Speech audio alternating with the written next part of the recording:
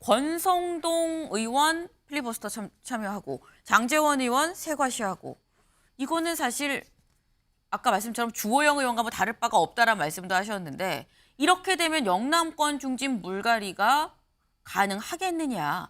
혁신이 1호 안에 실효성 의문이 좀 제기가 될 수 있습니다.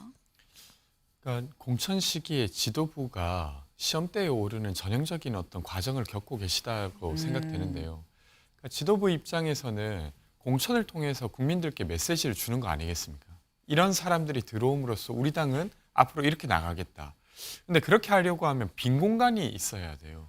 근데 그 빈 공간을 만드는 과정 중에 하나가 이렇게 다선이라든지 아니면 중진 의원 그리고 기득권을 가진 자에게 요청을 해서 그 사람으로 하여금 내려오게 한 다음에 거기를 채우는 방식인데 네. 거기서 지금 리더십의 시험대에 오른 거죠. 그래서 사실은 개별 의원들이 저항하는 거야 너무 자연스러운 거라 그것이 옳다 그르다 이렇게 하기보다는 이것을 컨트롤하려고 하는 김기현 대표라든지 아니면 이것을 이끌어가고 있는 인현 위원장의 리더십 이것이 시험대에 오른 거라고 보면 되지 않을까 싶습니다. 어제 저희가 방송 때 얘기를 하면서 뭐라고 했냐면 김종인 위원장을 인유한 혁신위원장이 만난 건 김종인 위원장 입을 통해서 여당을 압박한 거 아니겠느냐는 해석도 있다라는 걸 했는데 이번에는 홍 시장입니다. 그렇다면 인유한 혁신위원장, 홍 시장 굉장히 어마어마한 말들을 막 쏟아냈는데 이건 역시도 사실상 여권을 이른바 친윤계를 압박하기 위한 일종의 도구, 방법으로서 간 거 아니겠느냐라는 해석도 나올 수 있거든요. 요건 어떻게 보세요? 뭐 그런 측면도 있다고 생각합니다. 어제가 유명인을 만나고 그 네. 유명인에게 그들의 이야기를 들음으로써 그리고 반대로 내가 하려고 하는 것도 꼭 좀 전해달라 혹은 아니면 이야기해달라라고 하는 그런 식의 만남의 어떤 결과를 기대했을 거라고 저는 생각합니다. 네. 저는 인유한 위원장이 정치 뉴스를 계속 만들어내고 있다고 생각해요. 근데 사실은 강서 재보궐선거에 여당의 참패는 단지 이준석 대표와 국민의힘이 좀 멀어서 유승민 전 의원과 국민의힘이 좀 멀어서 국민들이 그렇게 선택했던 건 아니었습니다. 그러니까 지금 국정기조가 예를 들면 최수근 상병이 돌아가셨을 때 왜 돌아가셨는지 그리고 그와 관련된 수사와 관련된 잡음에 있어서 왜 아직 명쾌하지 않은지라든지 이태원 참사와 관련해서도 정말 정부가 이것에 대한 어떤 위로와 애도를 제대로 하고 있는지 이런 것들에 대한 누적으로 저는 강서 재보궐선거 참패가 있었다고 생각하거든요. 이번에 인유한 위원장은 대구에 가서 청년들도 만났습니다. 근데 지금 대구에 있는 전세 사기 피해자는 곧 이제 명도를 당해서 쫓겨날 위기에 있어요. 네. 그러니까 그런 것들을 좀 잘 다루어서 국정기조에 반영한다고 하면 정말로 국민들이 감동할 거라고 생각합니다. 근데 이제 정치 뉴스는 만들지만 저것이 설사 성사된다 한들 국민의 삶에 어떤 변화가 있겠습니까? 그러니까 저는 혁신의 본질을 지금 다루지 못하고 계속 주변부를 다루고 있는 것에 대한 이야기를 드리는 건데 본질로 다가가는 좀 노력까지 좀 하시는 게 필요하지 않을까 싶습니다. 네. 근데 권지웅 위원님. 네. 그러니까 이준석 전 대표가 좀 조리돌림을 당하지 않았냐라고 얘기를 했어요. 근데 그 조리돌림을 한 주체가 홍 시장의 표현을 빌리자면 이른바 듣보잡들이라고 한다면 듣보잡들 다 걷어내야 됩니다. 명심하겠습니다라고 또 인 위원장이 얘기를 했거든요. 네.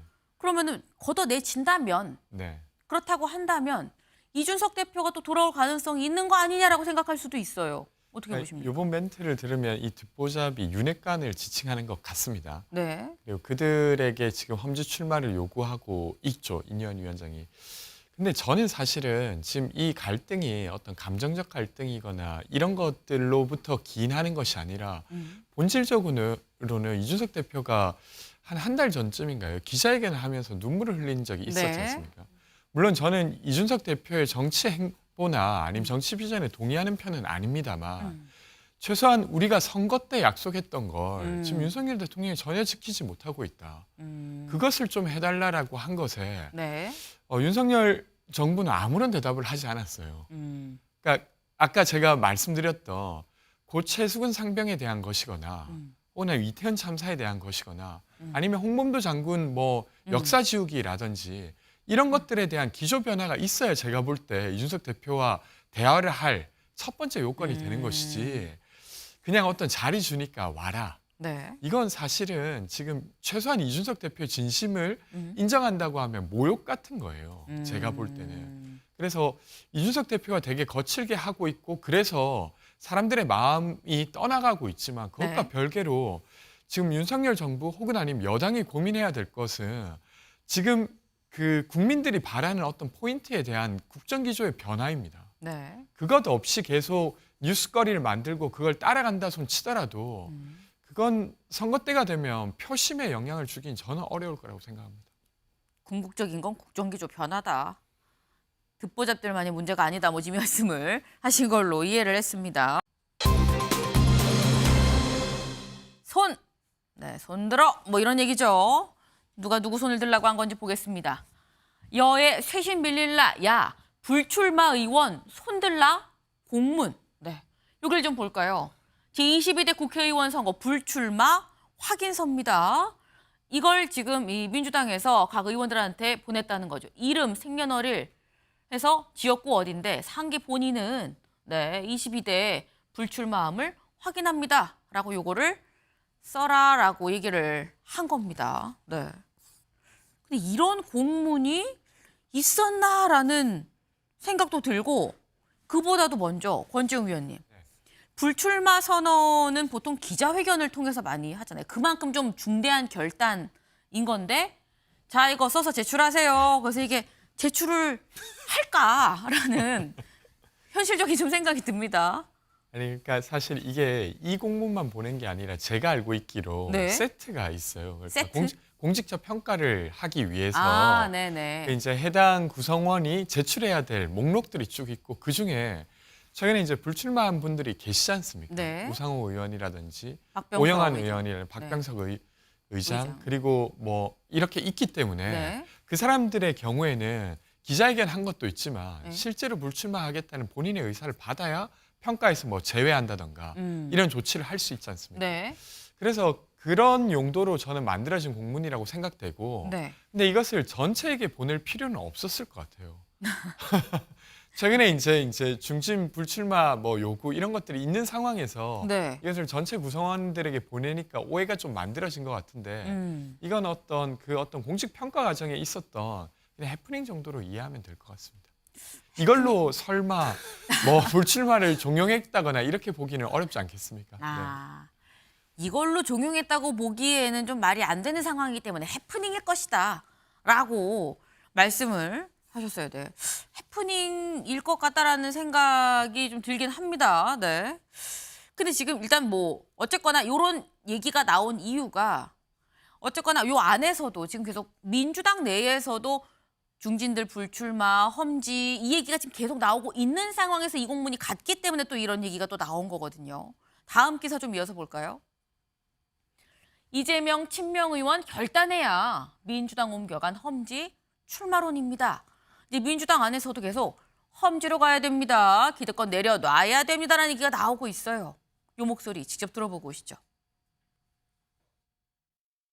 이재명 당대표가 먼저 험지 출마를 결정을 해야 되고 결단을 해야 되고 네네. 아울러 이재명 당대표 주변의 친명 인사들 조정식 사무총장 뭐 안민석 오선 의원 이런 분들이 먼저 친명 의원들부터 국민의힘이 요구하듯이 네네. 신윤계원도 결단하라고 요구하듯이 뭐 결단을 하는 것이 그 바른 방향이겠죠. 뭐 200석이네 뭐네 이런 이야기는 예. 저는 한가로운 얘기라고 생각이 들고 저희가 모든 걸 다 내려놓고 헌신하고 희생하는 모습을 보이지 않으면 저희는 과반을 과연 넘길 수 있을까? 저는 굉장히 위험한 상황이 있다고 생각하기 때문에 지도부는 정말 절벽 아래로 뛰어내릴 생각까지 하면서 임해야 된다고 생각합니다. 이재명 대표도 같은 생각이십니까? 그러지 않을까요? 네. 쫙 지금 뭐 이원욱 의원, 고민정 의원 등 얘기를 좀 들었는데 듣고 딱 드는 생각이 이겁니다. 권지웅 위원님. 네. 이재명 대표 험지 출마 가능 혹은 불출마 혹은 험지 출마 가능성 얼마나 된다고 보십니까? 저는 없지 않다고 생각됩니다. 근데 없지 않다. 네. 몇 퍼센트라는 얘기인 거죠? 다만 근데 지금 그 이야기를 하긴 좀 이른 것 같다는 생각은 저는 있어요. 그러니까 이건 개인의 거치기 때문에 네. 되려 결단을 하면 바로 신속하게 할 수 있는 일이기도 합니다. 네. 근데 지금은 사실은 공천기획단도 만들어졌고 전반적으로 어떻게 공천할 건가를 이야기해야 될 시점이기 때문에 네. 거기에 대한 어떤 혁신이 부족하거나 음. 그랬을 때 이제 마지막 카드로서 뭔가 이야기할 만한 것이지 처음부터 던지고 시작하면 나중에 뭐 할 수 있는 게 없을 수 있어요. 왜냐하면 본인의 선택을 이미 했기 때문에. 네. 그래서 저는 되려 뒤에 어떤 선택함으로써 어떤 이 전체적인 혁신의 분위기를 만들어야 되지 않나 이런 생각입니다.